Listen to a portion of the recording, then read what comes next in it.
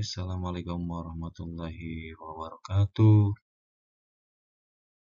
Berjumpa lagi dengan saya di Dede Channel. Mungkin beberapa hari ini saya tidak mengupload lagi video yang terbaru mengenai pembelajaran lagi tentang injection mold. Buat teman-teman yang sudah menunggu beberapa hari, belum juga ada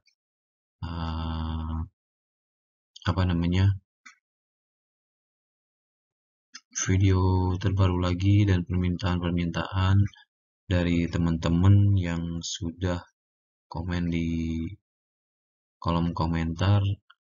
Saya harap teman-teman bersabar ya untuk menunggu giliran. Pada saatnya nanti akan saya upload video yang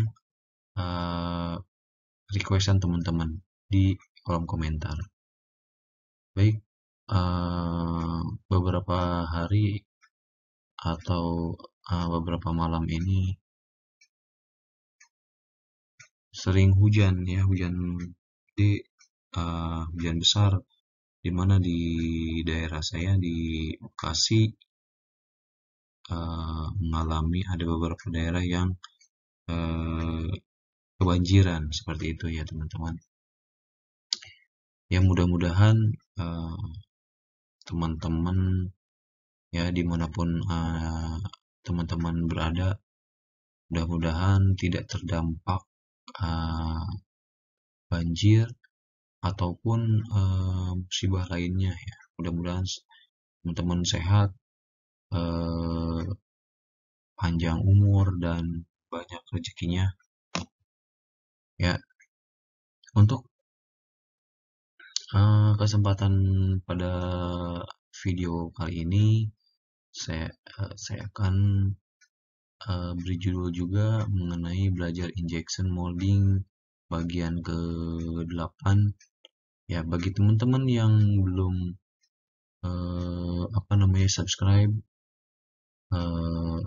karena subscribe itu gratis ya, tinggal klik aja tombol subscribe-nya ya. Terus kemudian apabila teman-teman pengen mengikuti atau terus mengikuti updatean yang saya upload video-video terbarunya, nah teman-teman bisa klik notifnya ini lonceng ya, biar nanti pas waktu ada video terbaru dari saya, teman-teman punya pemberitahuan atau notifikasi dari YouTube bahwa ada video dari Dede Channel yang terbaru.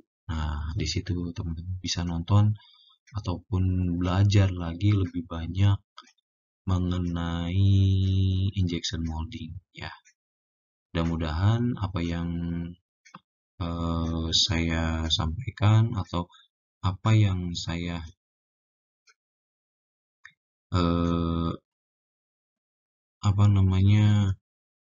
upload ya, video-video mengenai injection molding ini bisa bermanfaat bagi teman-teman yang terus belajar tentang mesin injection molding dan parameternya ya.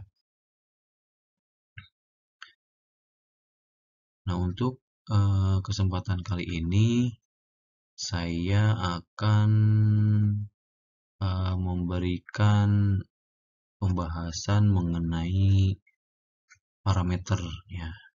Ini nanti parameter ini akan saya bagi ya, beberapa video. Yang pertama, yang video kali ini yaitu mengenai temperatur. Yang ini, yang dimana temperatur ini ada beberapa pembahasan, yaitu tentang temperatur melting ya. Itu titik leleh, temperatur melting itu titik leleh. Terus kemudian ada mol temperatur atau temperatur mol. terus ada material temperatur dan hidrolik temperatur. Nah, di video kali ini supaya teman-teman ya bisa lebih memahami, kita jelaskan satu-satu ya supaya tidak pusing nanti kalau misalnya saya jelasin sekaligus gitu ya mengenai timer ya. Kan ada timer itu ada injection time ya, di holding time, cooling time, cycle time. Jadi kita jelaskan satu-satu mengenai pressure juga. Ya, di sini ada injection press, holding press, back press, clamp press. Terus di speednya ada injection speed, terus holding speed, screw speed, mall open mall close open speed, terus ejector speed, terus ini jarak ya, distance itu jarak.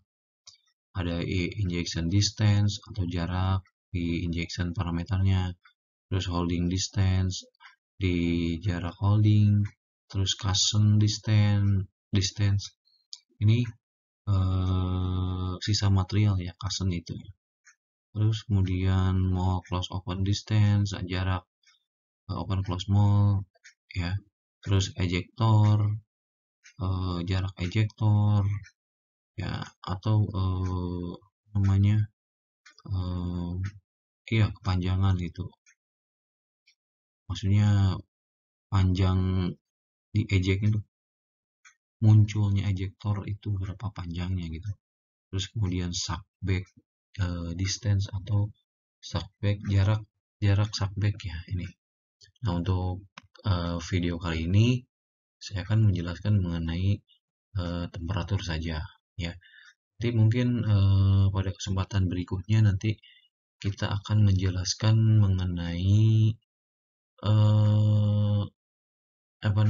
timer atau time waktu ya.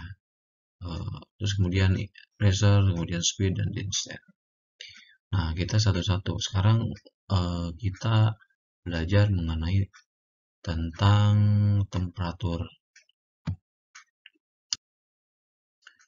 Oke, di sini ya temperatur itu ada melting temperatur, mol temperatur, material temperatur, hidrolik temperatur. Nah, ini contoh-contoh atau gambar-gambar yang saya persembahkan atau yang saya kasih. Ini adalah cooling tower ya, terus kemudian ini gambar barel ya, barel, terus kemudian ada MTC, ini mau temperatur kontrol, terus ini adalah hopper dryer ya. Nah, di sini untuk melting temperatur itu seperti apa, kita lihat lagi. Di sini ada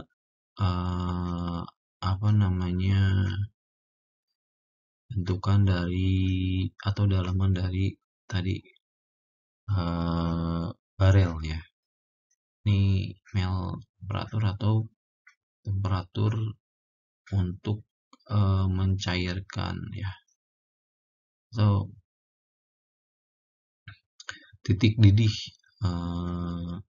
titik cair lah, bukan titik didih ya, titik cair daripada material yang kita pakai. Nah, ya di sini skru di dalamnya udah kelihatan ya. Nah, ini diantaranya ada di dekat nozzle ada heaternya, terus kemudian ini zona ke-1, zona ke-2, 3, 4 seperti itu. Nanti ini di setting ya, teman-teman bisa setting, misalkan di sampingnya sudah ada saya gambarkan atau saya rangkum nih. Di sini ada material HIPS, yaitu temperatur silindernya atau temperatur barelnya itu antara 150 sampai 230 derajat Celcius. Ya, ini nanti teman-teman bisa bisa setting ya di depannya berapa. Misalkan maksimalnya 230, tapi material untuk HIPS. Material HIPS ini biasanya itu dipakai untuk barang-barang elektronik ya, atau part-part elektronik HIPS. Ada juga sih kemungkinan ada juga yang buat eh, otomotif, tapi saya belum pernah memakai eh, apa material HIPS untuk eh, part-part otomotif ya, semuanya pipi. Otomotif interiornya itu semuanya pipi, kecuali di bagian untuk misalkan black piano ya, atau piano black, itu seperti untuk bagian AC ya. Terus kemudian ada juga buat monitor ya, monitor atau layar LCD-nya gitu, itu ABS, ataupun bisa juga pakai PC ABS ya. Nah, di sini teman-teman bisa setting kalau misalnya materialnya HIPS itu antara 150 sampai 230 ya. Terus ABS antara 205 sampai 240 maksimalnya.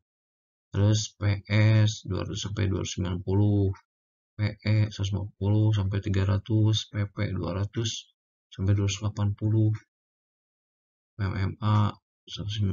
Pokoknya inilah ya yang biasa teman-teman mungkin diantaranya ada atau memakai material-material ini ya. Nah, kenapa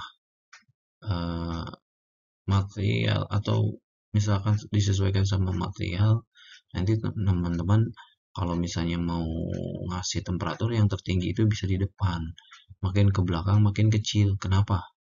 Nah, di sini di belakang sini itu biasanya ada hopper ya, hopper dryer, yang di situ ada material dikeringkan atau dipanaskan ya. Di sini nih, daerah sini, di atas sini, nanti kan bisa turun ke sini masuk gitu. Nah, apabila di sini terlalu tinggi, nanti material yang lagi di drying atau dipanaskan ini bisa beku kalau misalnya terlalu tinggi. Misalkan PP ya, PP misalkan dikasih 230 di sininya, ya udah di sini beku, nggak bakalan turun. Itu nanti teman-teman harus hati-hati juga ya kalau misalnya setting material ya, setting barel di paling belakang yang dekat lubang hopper ya, tempat turunnya material. Nah, terus ini ada gambar thermocouple ya, thermocouple. Terus ini ada heater yang kecil, ini heater yang besar. Biasanya ini yang kecil di depan, terus yang besar di sini. Seperti itu. Ini untuk membaca eh, temperatur ya, nanti yang munculnya di monitor. Oke, terus kemudian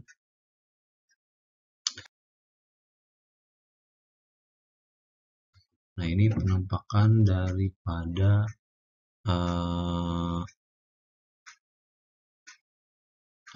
tadi barel ya. Ini di monitornya seperti ini. Ini settingan 230. Terus kemudian ini aktual. Ini settingan aktual. Ini monitor mesin 2500 ton Mitsubishi ya. Mitsubishi 2500 ton.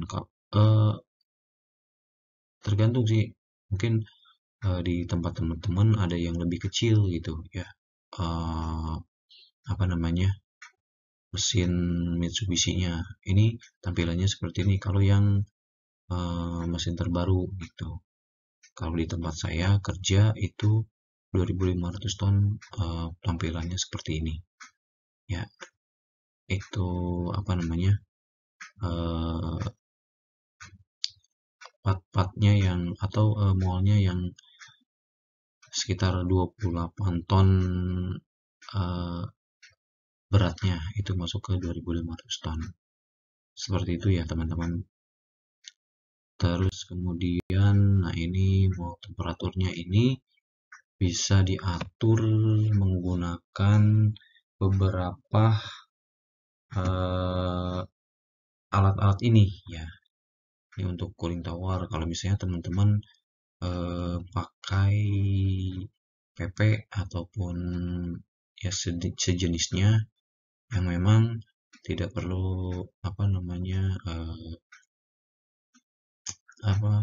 pemanasan ataupun, tapi kalau misalnya teman-teman pengen lebih cycle time-nya lebih cepat ya, biasanya menggunakan chiller gitu. Chiller kan bisa disetting sampai 18 derajat lah, 16 derajat bisa chiller. Mungkin di bawah itu juga bisa apa namanya, bisa juga gitu ya, dengan temperatur rendah ya, dingin. Jadi cycle time-nya lebih cepat gitu apabila pakai material PP. Nah, kalau cooling tower biasanya itu minimal paling 28 derajat lah, 28 derajat Celcius.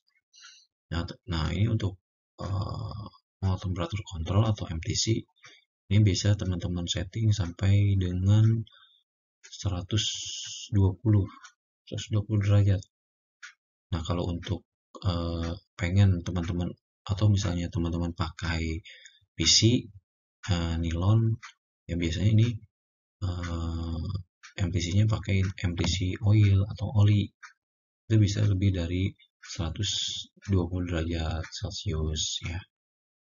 Ini tergantung nanti apa namanya, part yang kita produksi itu part apa gitu, ABS, BC atau apa, nanti ini buat apa kontrolnya. Nah terus kemudian steam ini jarang dipakai, di tempat saya juga tidak ada steam atau heat.